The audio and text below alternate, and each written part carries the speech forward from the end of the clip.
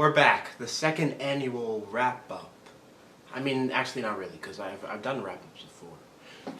But this is the second time that I'm wearing this shirt, and I'm talking about the books that I read in like a longish period of time. Basically, yesterday was my last day of school, and in this video, I will be talking about every single book that I read this school year. I did a similar thing at the end of the summer last year, and that was actually one of my first videos that got like over 10 views. I think it had around like 30 or something. Instead of rating it on a 1 to 5 scale, I'm doing something a little different. Just to be different, I guess. I'm rating it on a scale of waste of time to great. So the worst books that I read were waste of time. Then the next one is like it was okay. It was okay. Then fine, which is like just in the middle, not memorable necessarily, but like not bad either. Good, and then great. Maybe I should keep track. Maybe I should get a pencil and write down. Yeah, let me do that. So yeah, I've always wanted to do a tier list. I guess this is kind of like a tier list, but like not really either. Yeah. Let me count the books now. 1, 2, 3, 4, 5, 6, 7, 8, 9, 44, 45, 46, 47, 48, 49. 49, I didn't read 50. Wow, that's really funny. Okay, fine. 49 books. It's still good. It's still good. I think during the summer I had 34, so I'll definitely hopefully be reading more because I have more time. But yeah, okay, let's just get started. The first book that I read was actually before I get started. Last year I had a tower of books that like I own physical copies of that I had like next to me. I just don't have that today because I was feeling a little lazy and didn't want to take them out of my bookshelf and then bring them back here and then have to take them back up. Like way too much work for me. It's literally my first day of summer. I should not be overexerting myself. So yeah, okay, that's why we don't have the tower of books. But honestly, I did read a lot of books like that I didn't have physical copies of, or at least that I didn't buy. So that's a good part of it. I definitely have like a book buying problem, so I guess I was a bit more economically conscious this time around compared to like last year. But yeah, let's just get started. As I said before, the first book that I read was Because of Mr. Terupt by Rob Boya. This is a book that I have read before. It is part of a 3-part series. I guess that's what they call a trilogy. This is also a book that I read for a very long video that I'm doing where I'm rereading a lot of nominees. You could look around my channel for the definition of those. I'm sure I've talked about it in some place. But yeah, this was a reread. It was maybe my 3rd time rereading it, I want to say, or maybe 2nd time, but then I've read it 3 times. So because I had read it before, I definitely don't want to say that it was great. It used to be like one of my favorite books, I feel like. And yeah, like the characters, they stuck with me. I remembered some of their names. I remembered some of their like catchphrases, what they were known for, like what their stories. I'll just say that it's good, because like it is memorable, I remembered it, and it's a good story, quick to read, yeah. Okay, then we have Princess X by Sherry Priest, I'm pretty sure. This was also a reread. I actually liked it less this time around. I thought I had read it, but the weird thing is, like, while reading it for the 2nd time, I didn't remember some aspects of it, specifically, like, later in the story, so it's kind of weird. I feel like maybe I just DNF'd it the first time, but I actually have a, monthly wrap-up where I discuss this book more in depth, so I'll just lead you to that. Actually, a lot of these books I'm sure you can find in monthly wrap-ups, but yeah, just because I didn't really like it, I'd say I'm going between fine and yeah, I'd say Then we have Fish in a Tree, which is another nominee, and I just rhymed. Yeah, I read another book by the same author, Linda Malole Hunt, during the summer, and I really liked that one. I'd say it was maybe one of my favorite ever books from last summer that I read. That was also a reread at the time. I remembered some aspects of this book as well, but I think I like One for the Murphys better. I'm not really sure if it's fair to like compare another work of the author and thinking of my rating, but I'd say I don't know. I can't even remember that much of it. I'll say it's good. I'll say it's good. Then I'm going to go into the different dates that I read them. For some reason, for the first 3 books that I read, I just didn't keep track, but going forward, I did. So the next book that I read was Frindle by Andrew Clemens, and I read that only on September 24th through an audiobook, and I also had a physical copy. Right after reading it, that book went on my favorite bookshelf once again. So because of that reason only, I'm going to have to put it in grades. It's just a really cool story about this dude. I can't remember his name, I was about to say, and then I forgot it. And he decides one day to start calling a pen a frindle instead, and it kind of catches on, and it's all about, like, in a deeper sense, how culture and like the change of the times really affects us. But yeah, it's so cool. I remember this book. I remember specific quotes from it.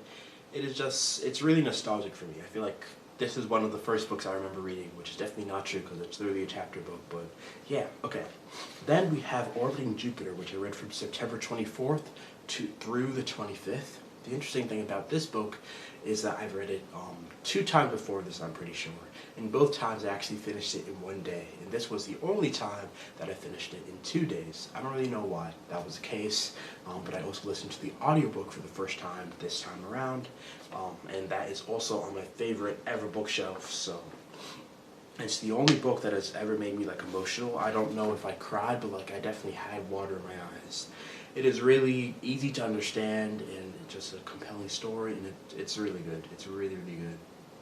The interesting thing is that the same author of this, Gary D. Schmitz, wrote another book that I had to read during, I think, my 8th grade year, or during 8th grade, and I actually did not like the book at all. It is called, wow, like Not Okay or something. Let me search it up. But yeah, I just did not like it. It was boring for me, and like, yeah, the subject matter was boring. It was like really long, or it felt really long. I think I had actually read Orbiting Jupiter before that point, so maybe I was like subconsciously just comparing it to that. But yeah, that's so interesting. The range that Mr. Gary has, I guess, to write one of my favorite books and like one of the most boring books that I've ever read. Okay for Now. I knew I had Okay in the title. Yeah, Okay for Now. I don't even remember what that book's about, but I know that it had a lot to do with birds. I don't know. Okay. I don't know either. But yeah. Then we have Enemies, which I read on September 28th. This is the 5th or 4th? 5th installment in the Berry Brook Middle School series by Svetlana Chmakova. The first 3 books in this series are part of my favorite ever book list. And then after that, there's a book called Diary. It doesn't really have a story. It's more of an interactive book. And then after that was Enemies, and it disappointed. It did disappoint. I just don't know what happened. I could make a whole video essay trying to figure it out, but like I don't want to, so I won't. Like, it wasn't bad, but like it was just significantly less enjoyable, dare I say worse, to me than all the other ones that I had read before. Yeah, like the plot didn't seem as interesting, like less high stakes. Yeah, it's a bummer. It's definitely a bummer. That being said, like it wasn't bad. Like not bad writing or anything, it was just like a disappointment.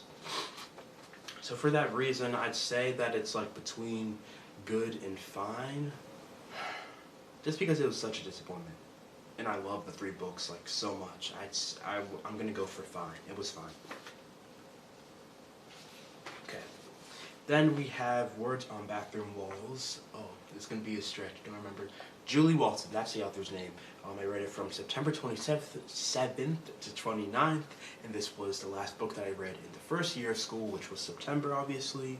I read this book for a specific video where I read the book and I compared the movie. I had watched the movie one time before that, and I just decided to read the book. I listened to it through audiobook, and the book and the movie are literally so different. Where the difference is for the worse, I don't know, because honestly, I can't really remember this book. I remember the main character's name, Charlie. The other main character from the movie and the other main character from the book are literally named different people, and they have different personalities, so... And I can't remember either of them, so that's definitely not good. For that reason, I don't really know how to rate this, because I can't Can't really remember it. But I don't think it was bad.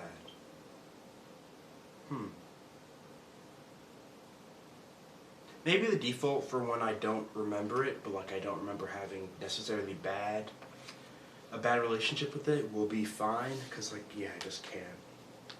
I don't know about this one because I can't remember it. I don't know. Okay, so then I read one book that I actually consider to be basically a perfect book, which is Little Fires Everywhere by Celeste Ng. I read that from September 30th to October 8th. Oh my goodness, this book. I have a whole entire video on it as well, so check that out. I don't want to link it because I only have 5 links per video, so roll a little down on the channel if you're interested, and I'm sure you'll find it. It is so good. If you're interested, I think you should give it a chance for sure.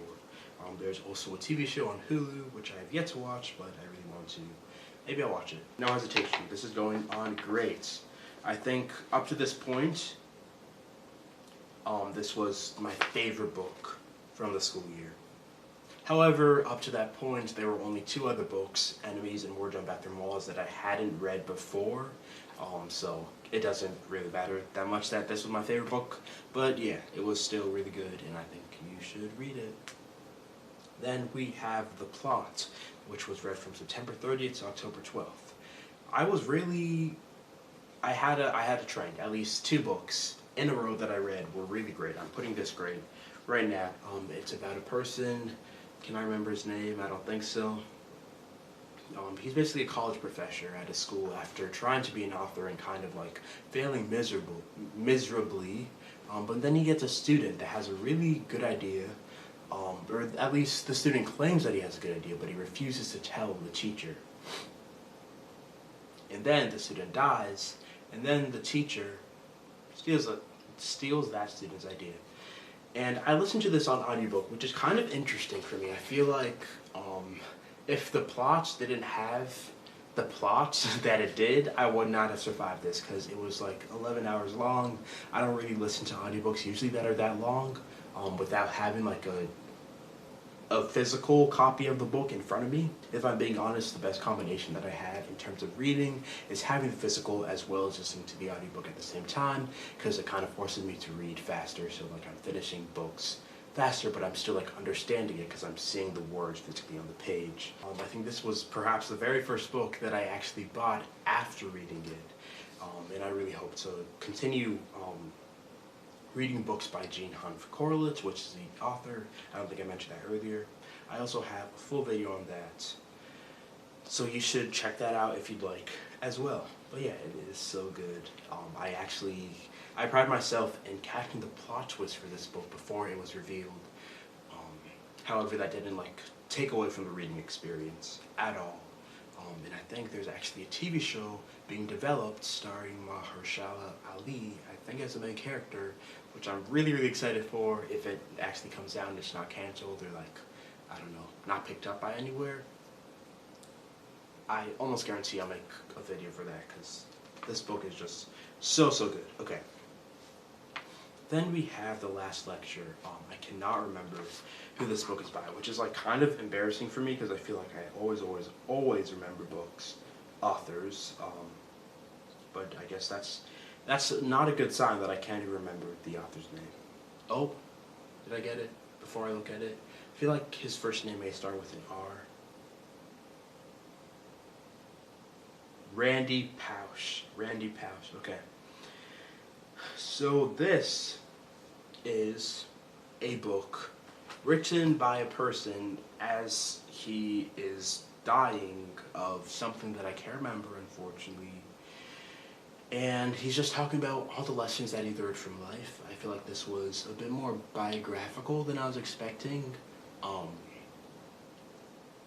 yeah, I don't remember this book at all. Like, I can't remember a single thing this man said in his book, unfortunately. It is an interesting concept, hearing the last words from a person. Not the last words, but like the last things that he wants to leave to the world, essentially. But like, unfortunately, it didn't stick with me, I guess. For that reason, I'll just say fine.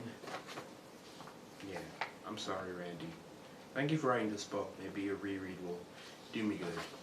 Ace of Spades by Farida. Bay, I never know how to pronounce that name, and I always feel like I'm doing it wrong, and I can't remember her last name, which is weird.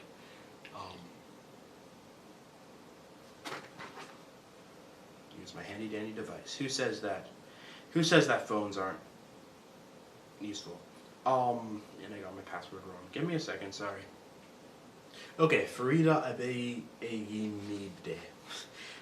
And this was the last book that I read in October. Not sure if I mentioned this, but yeah, I read it from October 24th to the 26th. Listened to this on audiobook, starting off, and then I got a physical copy, and then I listened to the audiobook while reading that said physical copy. Said physical copy, not that said physical copy. This is kind of like a dark academia book. It is centered on two black students going to a predominantly white school. It's described as Gossip Girl meets Get Out, and that is just the perfect description. The very end of it, I feel like it kind of wrapped up itself in like a little pretty bow, which was unfortunate, like, I don't know. But I still had a good time enjoying it, especially since I don't read a lot of books starring like black people, so something I need to work on for sure. But yeah, Ace of Spades, I'd say it was good. I think I have a review on this. Then we have The Crucible by Arthur Miller. I started this at October 13th, and I don't know when I finished this. I think later in the list, I don't know like when I started the books either, so it's fine. It takes place in the times of the Salem witch trials. I only recently found out that it's actually like an allegory on McCarthyism, which is actually something that I learned through my history class this year, which was basically during the Cold War, I'm pretty sure, when everybody was paranoid about communism coming to America, and somebody, McCarthy, I can't remember his first name, he was kind of single-handedly the cause of that paranoia, at least specifically when it came to people accusing people of like communist sympathy or communist beliefs. There was also this group called the Hollywood 10, which were 10 people that worked in Hollywood that were accused and blacklisted from Hollywood. Another person accused was actually Walt Disney, but he was found like innocent. But yeah, I don't know. I was kind of intimidated of this book at the beginning, but like it ended up being more comprehensible than I thought, so that was good. But like it still wasn't great. So maybe, and like I wasn't really interested in the story, but like it wasn't bad, so I guess I'll put that in good as well. I hope to make a video not anytime soon because I'm just going into my senior year, but I guess next summer at the end of the school year next year, I'll make a video hopefully talking about all the books that I've ever read through school and like ranking them all, so that'll be fun, and The Crucible will obviously be on that. Then we have An American Marriage, which I read from October 14th to November 25th.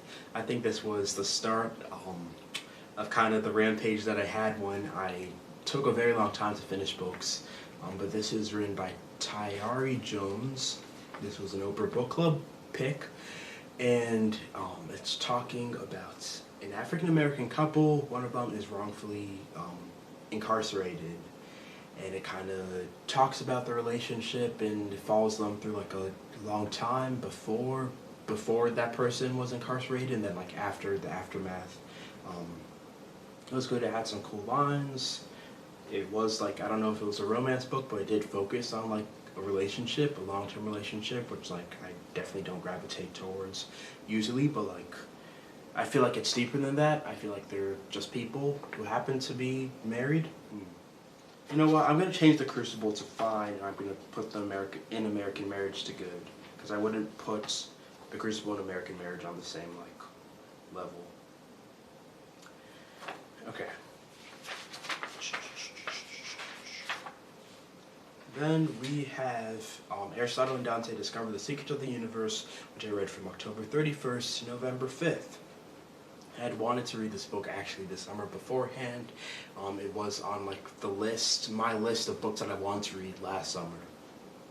I am actually in the works. I'm making a video reacting to that list, so look out for that. But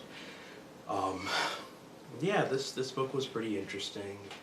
It takes place in El Paso, Texas, in the 60s, maybe. I can't even remember. There's a movie as well, which hasn't had like a worldwide release, but I'd consider watching it when it comes out. But yeah, it's pretty good. I know a lot of people like this book, and I understand why.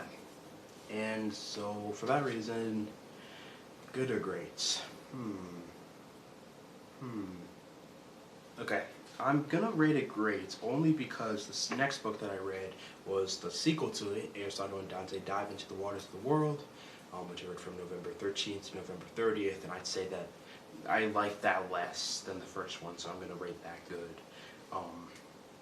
Both of these books are actually narrated by Lin-Manuel Miranda, who is the creator of Hamilton in The Heights, and writer of some of the songs from Bring It On in Moana, and the new Little Mermaid movie, so he obviously has lots of credits to his name. I feel like lots of people know him. I didn't have to say his credentials, but he was actually nominated for a Grammy for reading this book. But he lost to Viola Davis reading Finding Me, but yeah, this book was fine. The ending, again, kind of disappointed me. I knew that it was a duology, and I just thought it would have more like of an epic ending, I guess. There was also like a span of several years before the first and the second one. I think like 9 or something. So yeah, I'd like to see what other people think about it, but how the sequel and the first one compared. If We Were Villains is the next book that I read, which was from December 1st to December 9th. This book is so great, and that's why I'm rating it great. It is also dark academia, talking about a group of college students that are going to school for drama, specifically Shakespeare, and it's kind of like not a murder mystery, but somebody is like murdered. I also did like guess the murderer in this one. I cannot wait until the author releases another book, because this one was just so good. It's her debut novel and the only book that she's released. And I just really, really like it. Then we have Mosquitoland. What is interesting about this book is that I didn't read it. I read it in like 2 separate time sections. Let me explain. So the first section was from December 9th to December 22nd, and then I literally left it on the bus during winter break. And then when I came back from winter break, I continued reading it, and that was from January 3rd to the 17th. Because of that break, I feel like I didn't enjoy it as much, specifically like near the end, or like near the middle really, I was just not as interested, and yeah, that's because I literally took like a 10-day break from it. It wasn't really that interesting to me, honestly. So I'm gonna put that in fine, I'd say. Okay. Then we have Dinosaur Philosophy. Also not sure who wrote this. I think it's like James something. This is actually a book that my sister got from one of her friends, and then I asked to read it, and then I read it in a day on December 22nd. And it's so cool. It's really like simplistic, but it really hits you. At least it hit me. James Stewart is the author. I say it's great.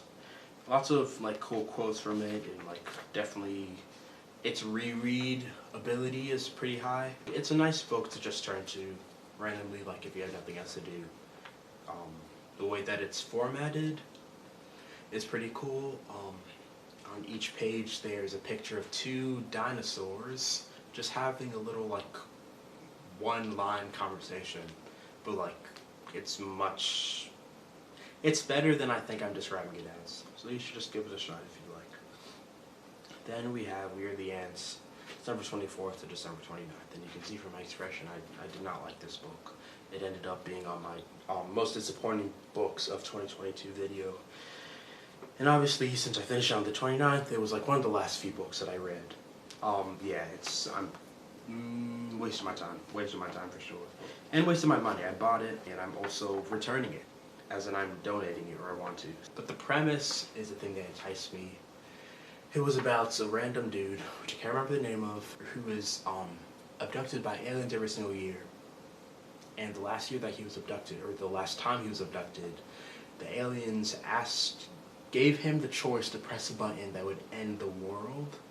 And the book is like him deciding whether or not to end the world. It's very interesting, the premise-wise, but like, yeah, it didn't deliver. I don't want to dwell on it actually.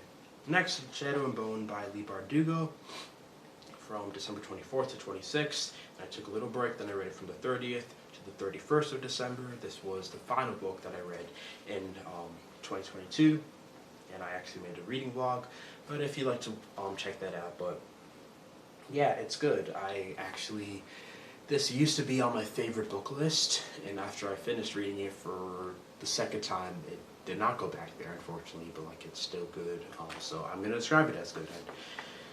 I'd give this a good, I don't know what it was, what I liked about it the first time that I read it, and like what put it on my favorite bookshelf. But the Grishaverse as like in its entirety is just it's really cool. I'm thinking of a word. I guess just what Lee is able to do is very like extraordinary. The world building ability that she has is just really remarkable. But as a book by itself, like it's only the first book in the series, and I feel like people tend to believe that the series like improves as it progresses. I actually haven't read the series more than once. And the first time that I read it, I actually read the Six of Crows duology before the Shadow and Bone trilogy, unfortunately. Then Siege and Storm, which was from December 31st to February 12th. I wrote a note. I didn't read it every day, but I feel like I never read any of these books like back to back every day. But yeah, I don't know. Did I like it more than... Actually, I feel like I did, because you're kind of getting more into the story.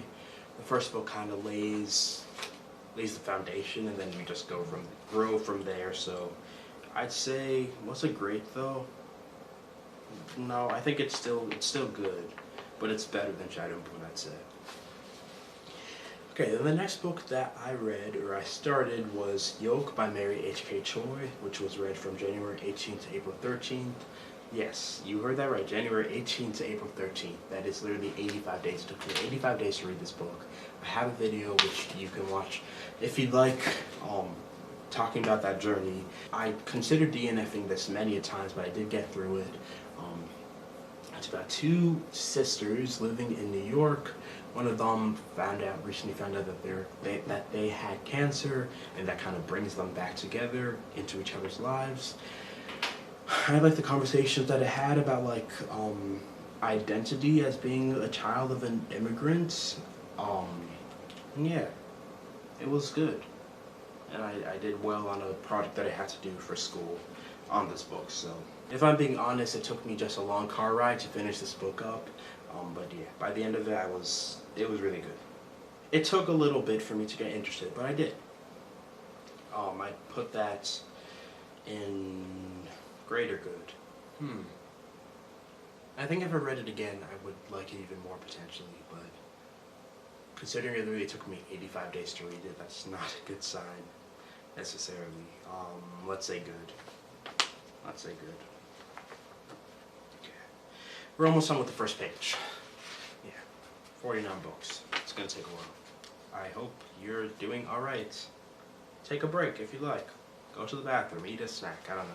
Okay, then we have Michael Vey, Rise of the Elgen, which was read from January 25th to January 30th. A lot of these books on this list are part of the Michael Vey series, and that was in preparation of me reading the 8th book that came out last year, which I also made a video about, I'm pretty sure. They all blend together, honestly. I read them all like really close together that I'm having trouble rating them individually because I can't remember them.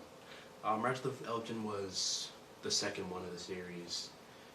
Michael's trying to I think save his mom. Okay, I feel like I like this one. I'll just say good and move on, because I'm kind of done with the series, even though the series is not done with me, because if the 9th book comes out, I'm probably going to read it. Battle of the Ampere is the next book that I read, which is the 3rd book of the Michael Vey series, February 1st to February 17th. Don't want to dwell on it, I can't remember what it's about, so let's say fine. It's fine. Then we have The Door of No Return by Kwame Alexander, from February 19th to February 28th, and this was the last book that I read during February. I think I actually finished it on a snow day. Did I make a video? I think I did. But Yeah, this is a story that takes place in like I think the 1700s, maybe, in Ghana, which is where my family and parents are from. And Kwame Alexander is like one of my favorite authors. So this book was good, but I think it's like my least favorite Kwame Alexander book. But it was still good, so I rate it as good. But yeah, just talk about slavery, which is like not fun to read about. So yeah. Okay, then Daisy Jones and the Six by Taylor Jenkins Reid from March 2nd to March 3rd. This was in preparation for the TV show, which I have a whole entire playlist for. And yeah, it was really, really good. I've read one other Taylor Jenkins Reid book called The Seven Husbands of Evelyn Hugo. That review actually came out this Monday, but yeah, no hesitation, this is going on great. Cool characters, it has to do with music, which I really have an interest for, and yeah, it was really, really good. Dare I say great, that's why I rated it great. Maybe I should take a break. Maybe I should take a break. Should I take a break? She nodded. Okay. Let me take a break. Let me take a break. I'll be back. I'm just gonna take a break, but like I'm gonna. This will be, maybe this won't be in the same video. I don't know. I'll read 25 books through. That'd be cool. If I timed it. 1, 2, 3, 4, 5, 6, 7, 8, 9, 10, 11, 12, 13, 13, 14, 15, 16, 17, 18, 19, 20, 21, 22, 23, 24, 25, 26. Okay, I'm a little over halfway, but yeah, I'll be back. Keep watching for my review on Hunt for the Jade Dragon, which is the 4th book in the Michael Bay series. Catch you later.